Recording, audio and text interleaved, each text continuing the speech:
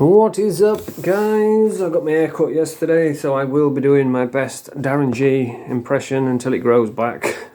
So I got butchered yesterday. So lots to talk about today, and if you're easily triggered, people talking about drugs and drug use, then probably not watch this video because I'm going to go quite in depth into talking about drugs, and the topic is going to be, do I miss drugs?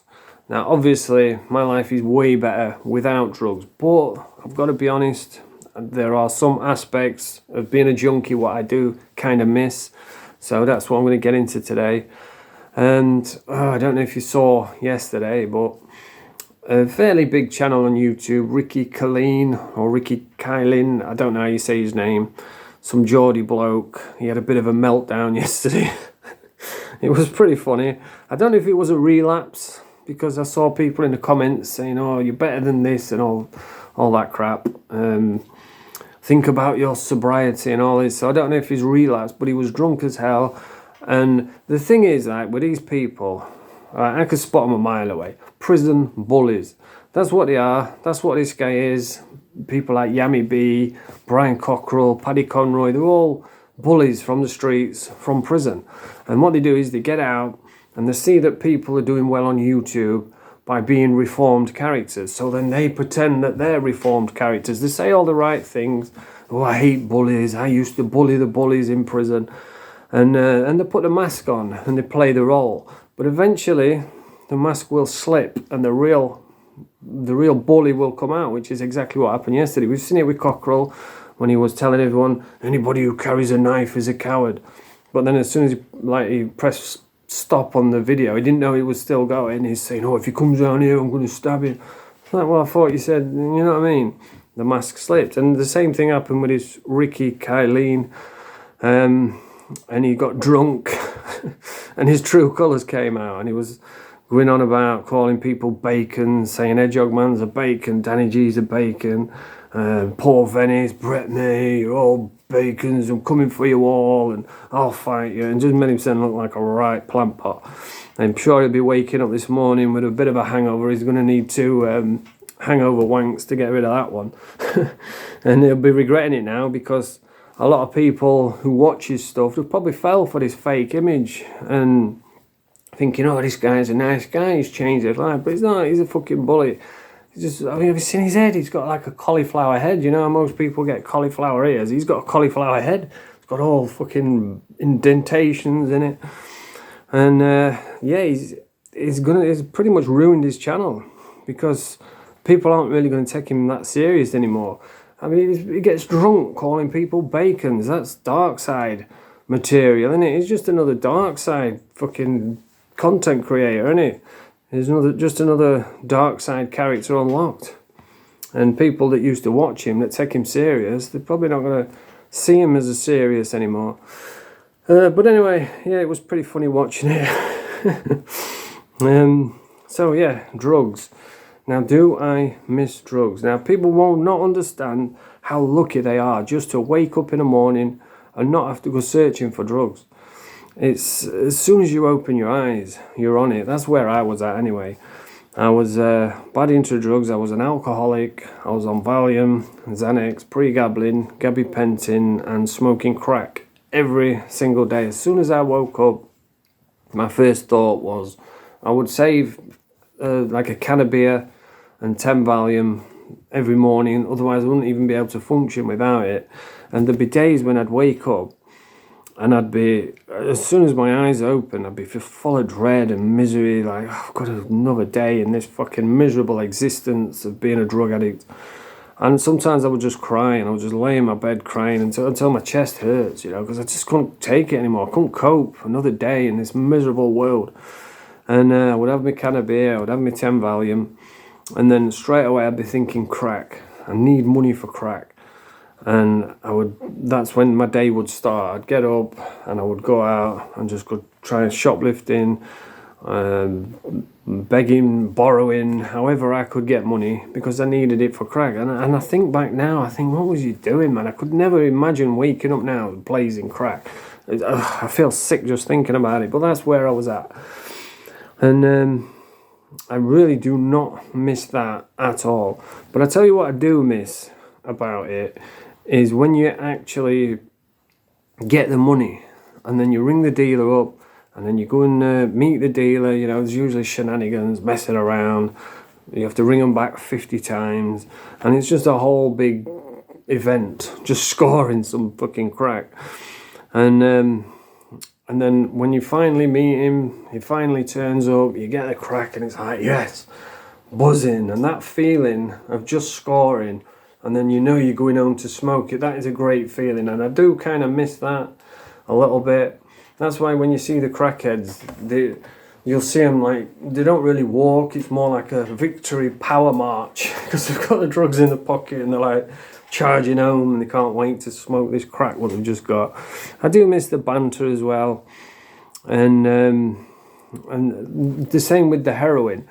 Like, I do not miss anything about heroin except for when you finally score. It's a beautiful feeling. I remember when I was in the police cells for like 2 days straight, and they had me for some like Mickey Mouse charge, some sort of commercial burglary on an office, and all they had was me in the vicinity at the time. And they knew they didn't have no evidence. They knew they couldn't prove it was me. They was just like messing me around, getting extensions, going searching fucking everybody's house where I lived, coming back saying, oh, we found this, you know, pulling a coat out. I'm like, okay, yeah, I'm not saying that's not me in the fucking picture. That is me, but I ain't stole anything, you know. And it was like cat and mouse rubbish. And then eventually after 2 days, they finally let me go. And I did have money in my property. There's nothing worse than when you get bail, which hardly ever happened to me, but I did get bail now and again. Most of the time it was either released without charge or prison. And when you've got no money and they release you, you're rattling like fuck because you've been in the police cells for 2 days and you've got no money. And it's a nightmare. Then you have to go try grafting while you're rattling, while you're ill, and it's horrible. But this one time I actually did have money. And I remember I got out of the cells and it was just freezing cold, because when you're rattling, the wind just blows straight through you. You're cold anyway, but you're just like mega cold when you're rattling. You've got headache, you feel sick, your stomach's rumbling because you've not had no to eat, but you can't eat out. You've got that weird rattling smell in your nose, that smell of the police cells. You need a shower, but your only thing, what you're focused on, is heroin, because you need it to function. So they've let me out. Freezing cold. I'm like, oh God, I live right across town from the police station, so I've got to trudge in the freezing cold all the way home. Finally got home, rang the dealer, I was like, oh, I'll be 20 minutes, which means I'll be an hour. So then I fucking trudged to go and meet him, just flopped down, like, feeling sick as out. And then finally he came. I was like, yes, finally, I got my little victory march on. Shot home, got home, sat down, but I was so ill that I was shaking, you know. I couldn't, like, I smoke heroin, I've never used needles.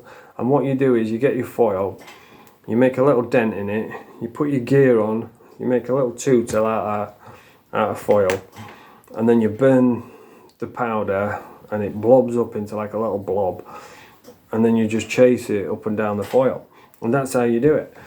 But I was so ill, I was shaking and I couldn't pick it up without spilling it, you know. So it must have took me about half an hour, 45 minutes just to get it on the foil.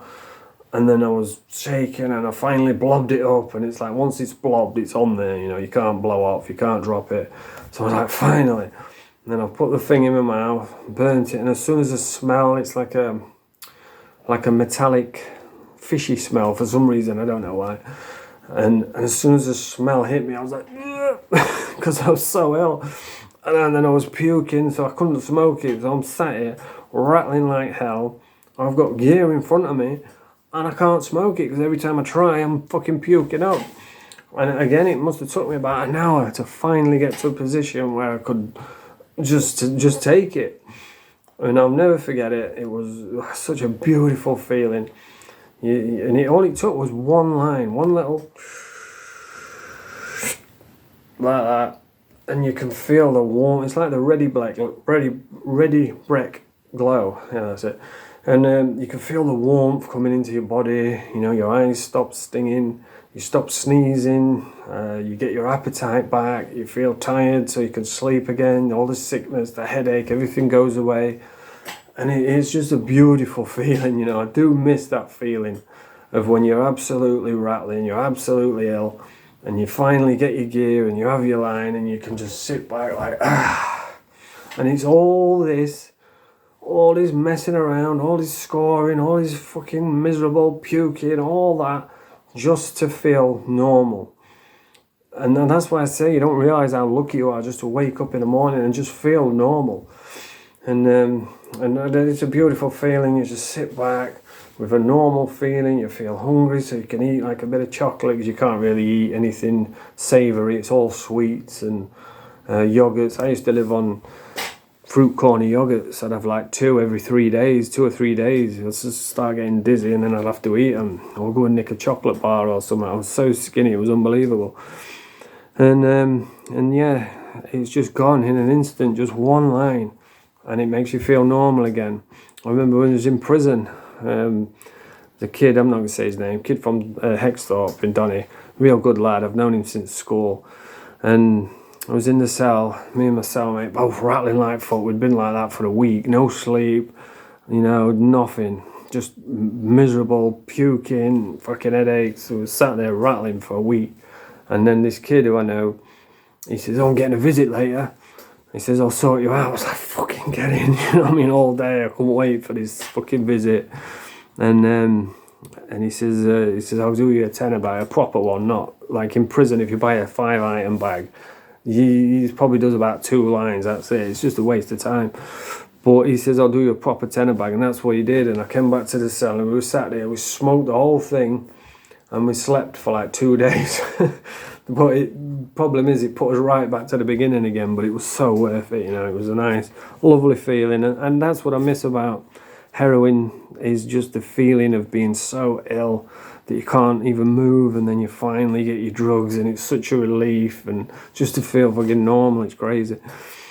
So yeah, I miss that. And the other thing I miss really about drug use is, or not even the drug use, just the lifestyle, is the adventure of stealing. And I'm sad to say it, but it's true. You know, going out, stealing, making money, it can be, I used to make it like a little adventure. And I would go out, like even with shoplifting, I'd come up with ideas and I'd be like, right, today we're going to go here, we're going to infiltrate this shop.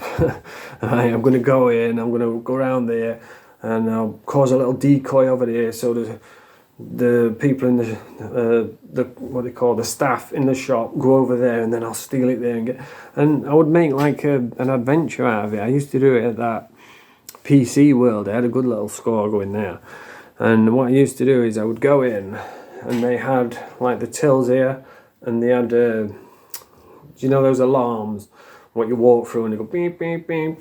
They had them right in front of the till, which is a big mistake. They should have had them on the door, but they didn't. So what I used to do is I used to go in PC World, grab, like they used to put out brand new games, like I think it was PS3 at the time, or might have been PS4, and it was like 50, 60 quid a game. So I would just go out and they'd put them in these plastic cases so you couldn't pull the tag up. So I would get like 5 or 6 of these £60 games, and then I'd have one in my hand, and I would walk through the metal detector, the fucking thing what buzzers off, I don't know what you call it. I would walk through with this game in my hand and it would go beep, beep, beep, and I'd go, oh, sorry. And then I'd say, how much is this? And she'd take it, scan it, she'd say, oh, it's $49.99. I'd be like, oh no, that's too dear, that. Can't afford that, but thanks. And then walk out with all these games. And that went on for quite a while. I tried not going as much as I wanted to, because I wanted to go like 3 times a day. And then as soon as I got out, I would take them to CEX. CEX had just opened. They used to give me fucking top dollar in there. They don't anymore. You could take like 1 million games in, they'd give you a £5. But when it first opened, they give you some right good money. So I would just go straight over there, and that'd be like 150 quid or something, just from that one little score. But I knew the more I went, the more on top it had become, and eventually it came on top. And I got caught, which is inevitable when you're a shoplifter. And that's talking about CEX. I used to infiltrate buildings as well, and I would see like a big office block. There's one down Car Hill in Doncaster. It's a massive place, And I would sit outside and plan it, how am I going to get in here? And I remember once one guy came in and he scanned his card and he fucking dropped it as he was going in. I was like, fucking having that. So I had a card for the place. And it was a massive place. I still to this day don't know what they're doing there. But it was a big old setup, like a multi-million-pound business. And I went in there and it was fucking mental. It was like I would have to put like a shirt on, slick my hair back, look like a businessman. And I would go in there, and I was going into the, what do you call them, where they have meeting room, and they would have like projectors on the ceiling, to show the reels and stuff and videos. And I would go in, I had my own little toolkit in my bag, so I could go in there, I would stand on the thing, I would make sure you've got to remember there's people going past all the time, so it takes a lot of bollocks. I think like 90% of being a good thief is having the balls to do it, you know what I mean, and just doing it while there's people walking by. And I would go in there and I'd stand on the table, unscrew this projector, stick it in my bag, put it on my rucksack, put it on my back, and then just walk out. And I used to get like 400 odd pounds for projectors in there. First time I ever get one, I didn't know what it was. I sold it for like 20 quid because I didn't know what it was. And then somebody says, well, fucking hell, they're worth thousands. And I was like, no way, I'm telling you. So then I started getting more money. And first time he offered me like 400 quid for one, I was like, buzzing. Nice one.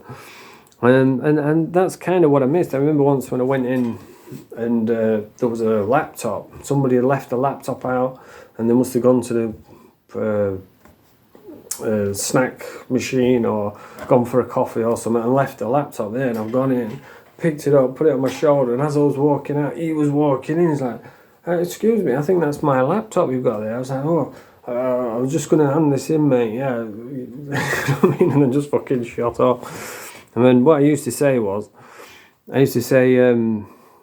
like if somebody caught me in there, say, can I help you? I'd say, I've come to inquire about getting a job. Have you got any jobs going? And, like, just play that card. And a lot of the time they just say, no, there's no jobs going. You're going to have to leave. I'd be like, all right, yeah. And then I'd be off. And that's what I miss, the adventures of doing that, the lifestyle of going out and having something to do. That's why a lot of people will relapse, because the boredom, it's a killer.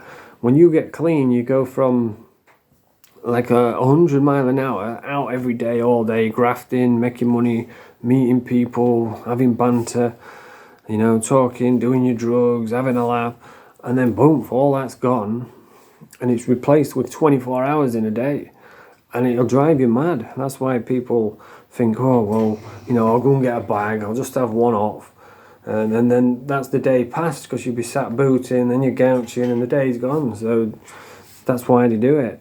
That's why a lot of people will relapse. And plus, from when you get out from prison, you'll see people kind of institutionalized a little bit, because you miss the structure, you miss the regime, it's like, for me, I was a homeless heroin addict on the street, skinny as fuck, I didn't have nothing.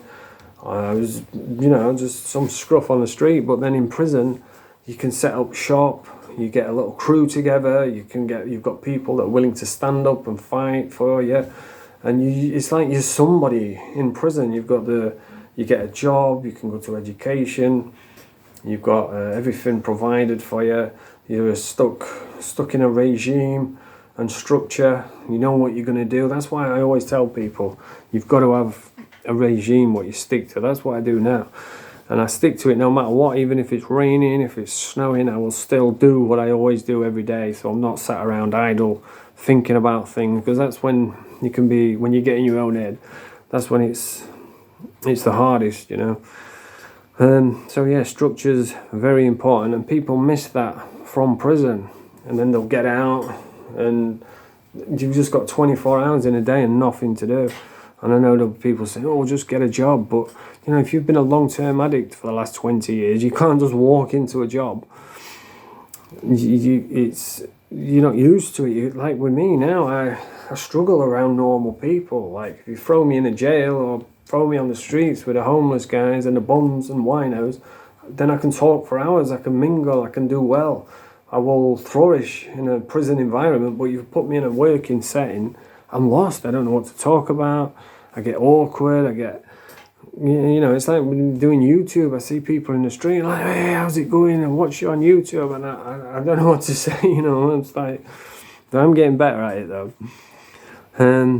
So yeah, that's just a couple things what I miss about being an addict. I did write a few things down, but I think I've covered it.